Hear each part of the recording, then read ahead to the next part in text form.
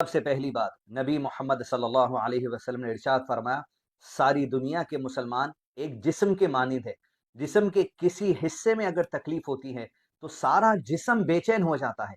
دنیا کے کسی بھی علاقے میں کسی مسلمان کو ناحق تکلیف ہوتی ہے، ہمارے دل کو اس بات کی تکلیف ہونا، ان کی تکلیف ان سے دور ہو جانا، ان کی زندگی میں خوشیاں آ جانا، یہ ہماری چاہت اور ایمان کا حصہ ہونا چاہیے۔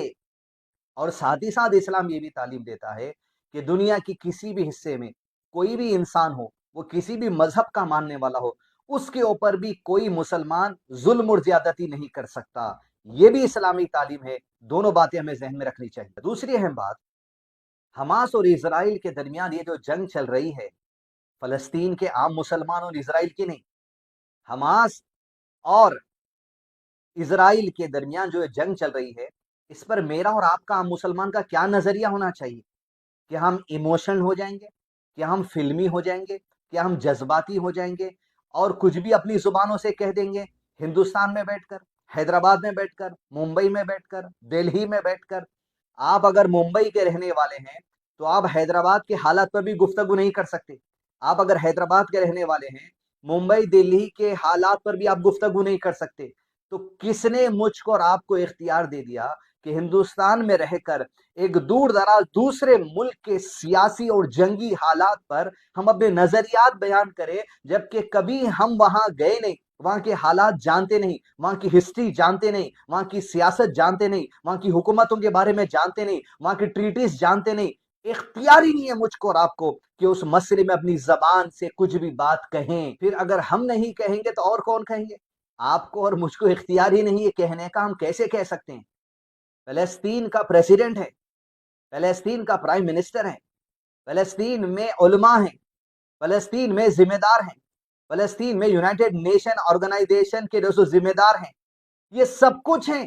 ان کے ہوتے ہوئے میرے اور آپ کا کوئی اختیار نہیں کہ کچھ کہہ دیں، جبکہ ہم معلوم ہی نہیں کہ ان کے حالات کیا ہیں۔ ہندوستان میں ہم رہتے ہیں، حیدرآباد میں ہم رہتے ہیں، یہاں کے کارپوریٹر، ایم ایل اے اور ایم پی کے لوکل سیاست اور پالیٹکس کو میں اور آپ نہیں سمجھ سکتے، دوسرے ملک کے انٹرنیشنل لیول کے سیاست کو میں اور آپ سمجھنے کی کوشش کر رہے ہیں اور بغیر سوچے سمجھے اس پر بات کرنے کی کوشش کر رہے ہیں۔ ہرگز بھی اس مسئلے میں کوئی کلام نہ رکھیں، لیکن اپنے دل میں ہر مسلمان کو جو ظلم و ستم ہو رہا ہے اس کے لیے کم سے کم دعا تو کریں، اور ان کے ذمہ دار جو ہیں وہ بات کریں گے۔ اس جنگ میں کیا سازش ہے، کیا پالیٹکس ہے، یہ میں اور آپ نہیں جانتے۔ حماس کے معاملے میں کیا آپ ایموشنل ہو رہے ہیں؟ ہرگز مت ہو جائیے۔ کون ہے حماس؟ کیا آپ جانتے ہیں؟ کیا میں جانتا ہوں؟ ہم نہیں جانتے حماس کے بارے میں۔ کلام مت کریے۔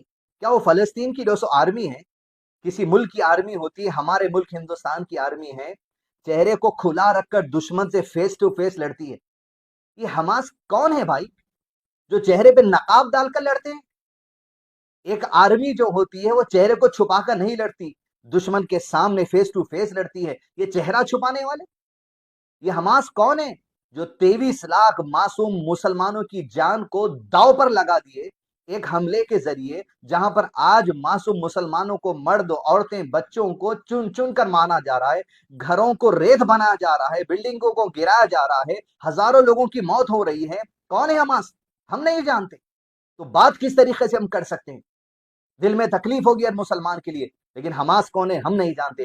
حماس کے حالات کی ذمہ دار حماس ہے، فلسطین کے حالات کی ذمہ دار فلسطین ہے، اسرائیل کے حالات کی ذمہ دار اسرائیل ہے۔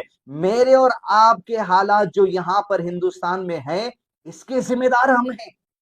ہمیں اپنے حالات کا جائزہ لینا ہے، ہمیں اپنے سیاسی حالات کا جائزہ لینا ہے، ہمیں اپنے اکنامک پوزیشن کا جائزہ لینا ہے۔ فلسطین کے لیے آپ فکر مند ہوئیے محبت کے حیثیت سے، انسانی تقاضے سے، لیکن آپ کو کلام کرنے کا کوئی اختیار نہیں ہے، آپ کو بات کرنے کا کوئی اختیار نہیں ہے، آپ کو مشورہ دینے کا کوئی اختیار نہیں ہے۔ فلسطین کے تعلق عرب لیگ سے ہے، فلسطین کے تعلق یونائٹڈ نیشن سے ہے، فلسطین کے تعلق ان کا پریزیڈنٹ ہے، ان کا پرائم منسٹر ہے، ان کے علماء ہیں، وہاں یونائٹڈ نیشن ہے، وہ لوگ ڈیل کریں گے۔ آپ بغیر سوچے سمجھے کسی مسئلے میں بات کر کر اپنے واٹس ایپ کے آپ ڈی پی پر فلسطین کا جھنڈا لگا رہے ہیں، یہ کیا آپ کو قانونی بات پتا ہے کہ ایز این انڈین ہوتے ہوئے آپ دوسرے ملک کے جھنڈے کو ہلا سکتے ہیں؟ آپ کے اوپر قانونی کاروائی بھی ہو سکتی ہے اس کی وجہ سے۔ ہوش میں رہ کر کام کریے۔ جب تک کہ علم نہیں ہے، جذباتی فلمی باتیں لے کر لوگ آپ کو کچھ بھی کہہ دیں گے، یہ معاملہ ایسا ہو گیا، آواز اٹھانا پڑے گا، روڈوں پہ نکلنا پڑے گا، مت کریے جذباتی کام۔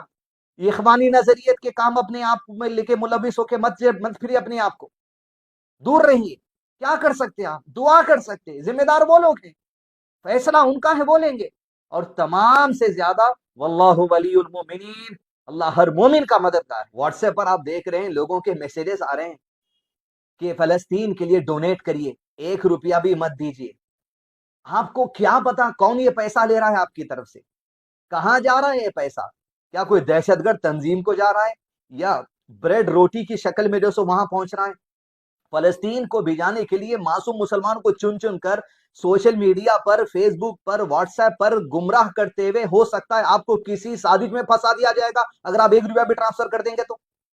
दुनिया भर के ममालिक, मिस्र से, तुर्की से, दूसरी जगह से, हर जगह से एड जा रही है, हुकूमती लेवल पर जा रही है। आपको फिक्रमंद होने की जरूरत नहीं, यकीनन तकलीफ होगी। मेरे बयान का मतलब यह है कि मुसलमान के लिए तकलीफ ना हो, इसीलिए शुरू में हदीस कह दिया गया।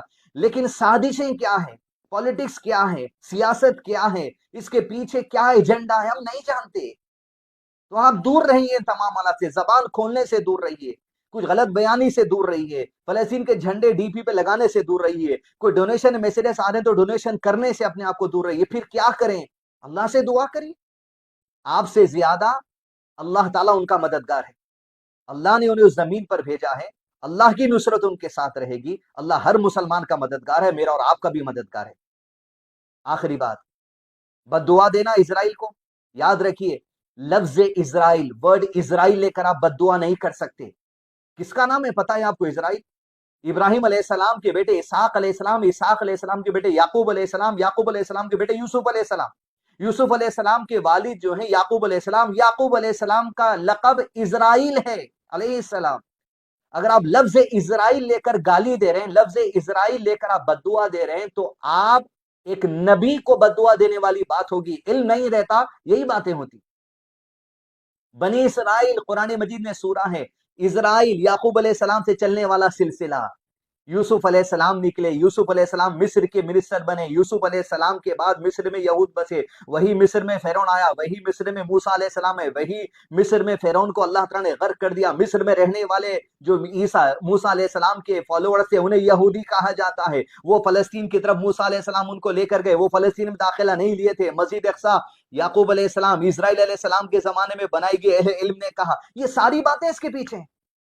इसका ताल्लुक मजहब से भी है, इसका ताल्लुक सियासत से भी है, इसका ताल्लुक तारीख से भी है, इसका ताल्लुक मजहबी जो गलत नजरियात यहूद के हैं इससे भी हैं।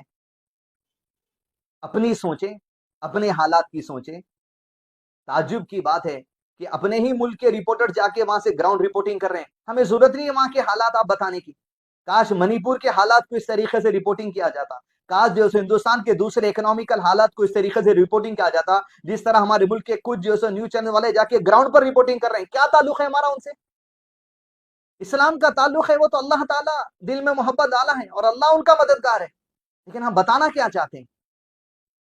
सियासी दौर है, इलेक्शंस करीब हैं, इस मसले को सियासी रंग दिया जा सकता है।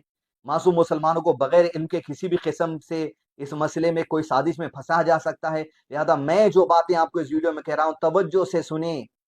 इल्म नहीं है बात मत करिए, और आपका मुल्क ही नहीं है दूसरा, उस मुल्क के जिम्मेदार है वो देखेंगे, उस मुल्क में यूनाइटेड नेशन है वो देखेगा, उस मुल्क का प्रेसिडेंट है, प्राइम मिनिस्टर है, हर कोई है, देखेंगे वो लोग। बहैसियत मुसलमान, बहैसियत इंसान, मैं और आप एक यहूदी के बच्चे को भी नाहक नहीं मार सकते। इस्लाम के इस बात की तालीम देता है। नबी मोहम्मद सल्लल्लाहु अलैहि वसल्लम यहूद के बच्चे की तबीयत खराब थी तो उसकी मिजाज पुरसी को गए थे और उसे भी इस्लाम की दावत दी। तो लिहाजा इंसानियत इस्लाम का हिस्सा है, जिस तरीके से नमाज, रोजा, हज, ज़कात इस्लाम का हिस्सा है। इंसानियत अलग और इस्लाम अलग नहीं है, इस्लाम ही का हिस्सा इंसानियत है। इंसानियत की भी तालीम हासिल करें, इस्लाम की भी सही तालीम हासिल करें। मौजूदा दौर की जो सियासत है उस पर भी नजर रखें। गैर जरूरी के अपने आप को बगैर इल्म के ना दीनी मसाइल में बोले, ना सियासी मसाइल में बोले, ना जंगी मसाइल में बोले, ना जज्बाती हो जाए, ना लोगों के बहकावे में आ जाए। खास तौर पे यंग जनरेशन जिनकी एज 18 साल से लेके 30 साल तक है, आप ये जंगें सदियों से चल रही हैं, सालों से चल रही हैं। आपको आज दिख रही है तो आप जज्बाती मत हो जाइए, नई जंग है, ये सालों से चलते आने वाली जंग है। आप जब पैदा हुए थे होंगे, फलस्तीन और इसराइल ये मसाइल जब से चल रहे हैं, हम अपने बचपन से देख रहे हैं, हालात हैं ऐसे।